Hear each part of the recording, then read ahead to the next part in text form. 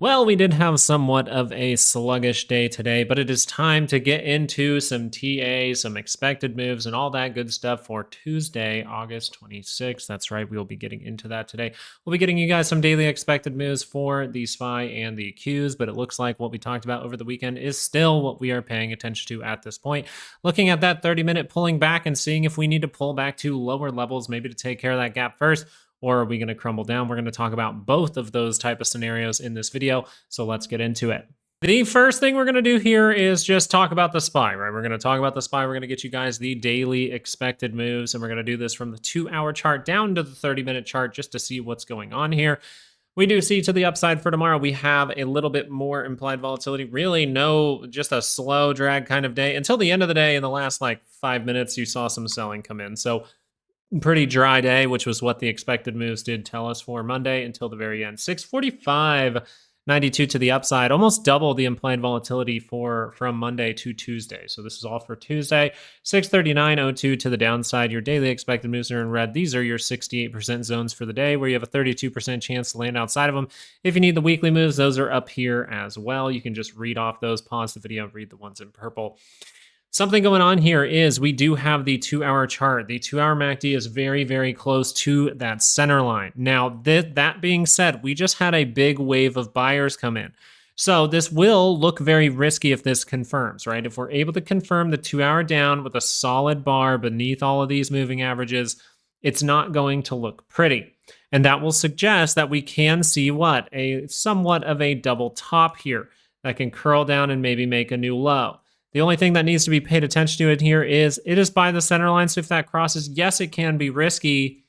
But what if before we're able to make a new low, or even if we do make a new low, that thing just whips back up while it's still close to that center line? And I know that that is kind of a bummer to talk about, but as of right now, you are above the 5. Even if you cross down, you would still be within this big chunk of buyers in here. So the 30-minute can do what we were discussing over the weekend. Over the weekend, we were discussing the 30-minute being able to just kind of maybe even just pop up for a second, then start to pull back, and then we start to get into these times. Maybe we can start to make that upward move at some point. But we're looking for that 30-minute to get close to the center line. Even if this wants to whip down and go negative or something, come all the way down to this weekly expected move, we can still look for what we looked for last week in the form of lower highs and higher lows. Or I'm sorry, divergences and higher lows. That is overall what we were discussing, looking at for the 2-hour to curl up last time. What we're looking for here is the 30-minute to, as of right now, continue the move into a risky point. We're looking for what the market shapes up going into those risky times.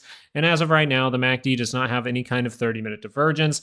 There is simply a pullback happening for right now on the 30-minute. And we have to see if the market can prove itself into positive territory again in order to confirm to the upside off of that 5-day moving average, where if that does confirm to the upside, we would say that we are going to test the high and go make a new one. And that seems to still be the most probable thing for the market. So everything we talked about over the weekend is still what we are paying attention to right now going into Tuesday. On Tuesday, we do have some durable goods orders. We have some speakers, some stuff going on, consumer confidence, things like that. The big thing is Wednesday in the afternoon, obviously. Wednesday after hours, we're going to get NVDA earnings, and then we'll also get the GDP growth rate. I wanted to bring this to your attention here. The previous was negative 0.5, and you'll see how big these numbers are. Now, if you know anything about how I think about these numbers, I just think that these estimates are pretty much manufactured to do whatever the move is supposed to do, and they can just use the news to convince you of whatever. So I think it's better to just pay attention to the signals and pay attention to your risk management during these times. You see 3.1, 3.0. Okay, well then if stocks are down and we get an extremely elevated reading where people, and then the narrative is, oh, we're still growing at that pace. Look at this. We're growing, then people are going to buy stocks, and that's just how it kind of goes. So that data is coming up though. So that means where should we probably be looking for big reactions in the market? As we pull up the Qs here, we'll probably be looking at that Thursday morning time. Maybe tomorrow morning we see a little something, but Thursday morning or Wednesday after hours is going to be very, very important. As we see from the Qs, doing this a little bit backwards, the 30-minute, we do see 574.67 to the upside, 565.97 to the downside for your daily expected moves.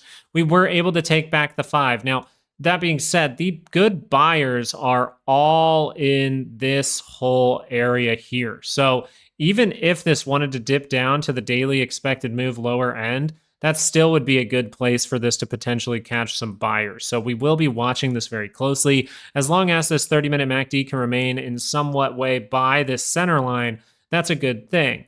Now, we can understand that when it starts to become risky is when this 2-hour is able to confirm down. Now, that's going to take somewhere around 4 to 6 hours of selling. It's going to take a bar here and probably another follow-through bar to really confirm that down.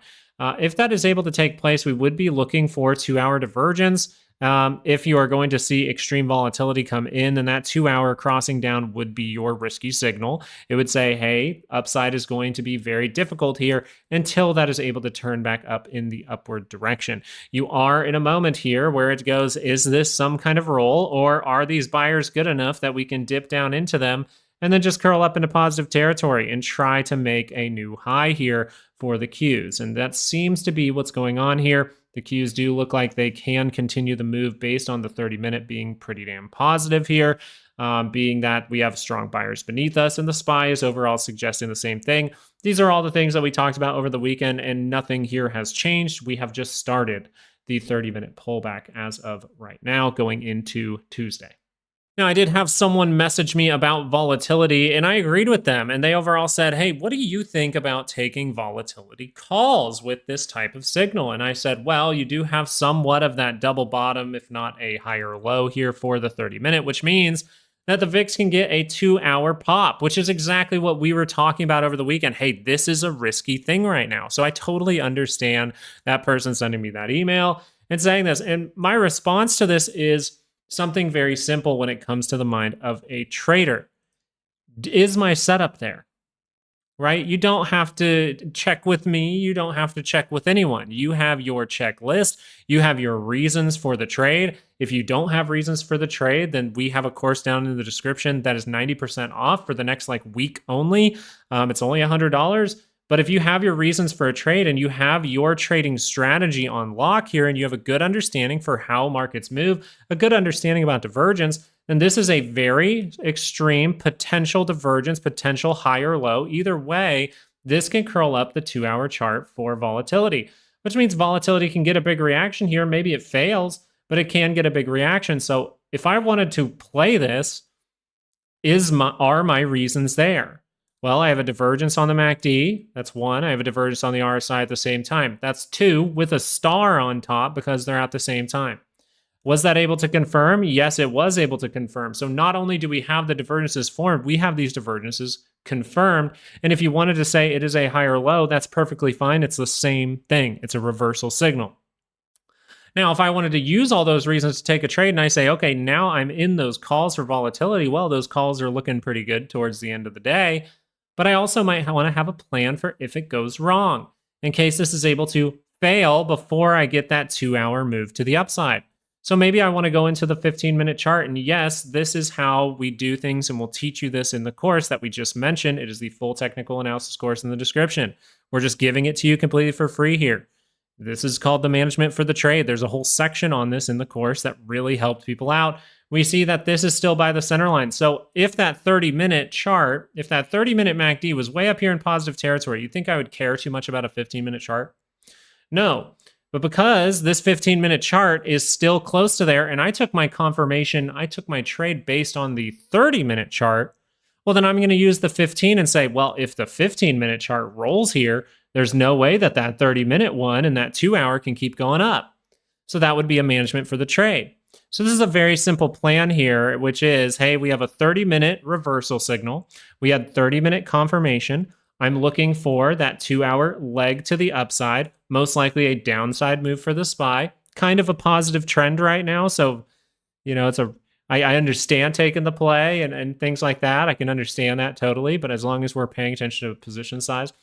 And then the management for the trade here is, well, if I want the 30-minute and the 2-hour to go like this, but the 15-minute goes like this and confirms down into negative territory, is that looking good or bad for me? It's looking bad. And then you go to the market maker, you go to these people who are trying to take money from you, and you say, hey, I'm going to sell that even if it's for a 10 or 20% loss, because you go, hey, at least I didn't have them take 100% of my money. This is how I look at this play, and I wanted to describe it very thoroughly. for some people who are sending me emails about the VIX today. Very, very good look. It's a very good look to it. There should be no fear in taking a play like this. It should just be, hey, I know that nothing in the market's 100%. I know that I have a management for the trade if I'm going to be wrong here. But if I'm right, then the 2-hour chart, the 2 hours should grow up to here. And then if this shows that it's rolling down, I can take profit and say, okay, most likely the SPY is getting a higher low. And we're going to head to the upside, so I don't want to be in shorts. Right, I just wanted to describe that overall with volatility. And then at the end of this here, I wanted to discuss one more thing that I did get an email about, or I think it was a comment on a YouTube video. As far as making these ranges goes, when you're utilizing the what closing price to utilize, you do use the closing price on Friday if you are trying to make weekly expected moves. I know this was a random bit here, but I did have a few messages and a few emails that I just wanted to discuss for everyone who is asking questions, but also people who maybe haven't asked questions. I wanted to answer those today on the YouTube video. And now let's go into just a few other things. All right, and NVIDIA. This is going to be whatever they want to happen with NVIDIA, whichever way they want to force the market to go, whatever thing they want to happen with NVIDIA with earnings has already been set in stone. It is already known to people. This is why you constantly see on Twitter the fact that politicians and others can make millions and millions of dollars, even on a simple earnings or something like that, and then they just don't report it for a year. They already know what's going on here, so if you would like to play NVIDIA earnings, I believe that you are gambling. I believe that is a 50-50 flip, and I wish you all the luck in the world. We can look through some of the stocks that we were watching here. Now, Apple was one. We were looking for that 2-hour confirmation. We got a slight 2-hour confirmation, but we also were suggesting, what if Apple would come down and make a higher low or make a divergence? And I still think that that is very possible. Now, you see that the 30-minute is confirmed down here. So do I necessarily want to be in calls as we're confirming down below the 5 one more time here? Staggered blue line. Probably not, but I'll tell you what, if Apple makes a higher low right here, I see this curl down and curl right back up, I'm going to be happy. If it even comes down lower and I see a potential divergence point on a 30-minute chart or an hourly chart, I will be happy for Apple. This is why I'm paying attention to Apple, is just because I don't necessarily like to trade things like NVIDIA or things that have earnings in general, because I think they're a 50-50 flip. And I think the market makers and everyone just uses whatever things you're going to do, and they already have a plan for it anyway. So Apple might be one to actually pay attention to. If this thing is some kind of massive cup and handle and that wipes out through the floor and there is no divergence and no higher low, then there is no trade. If your reasons for the trade are not there, then there is no trade. If there are reasons for the trade and they are all there, then there is a trade. And it's as simple as that. And have a plan for if it goes wrong. Tesla, we were saying watch out because Tesla does crazy things. It might not be done yet, but eventually that 30-minute is most likely going to pull back. It might even pull back into a range of about 329.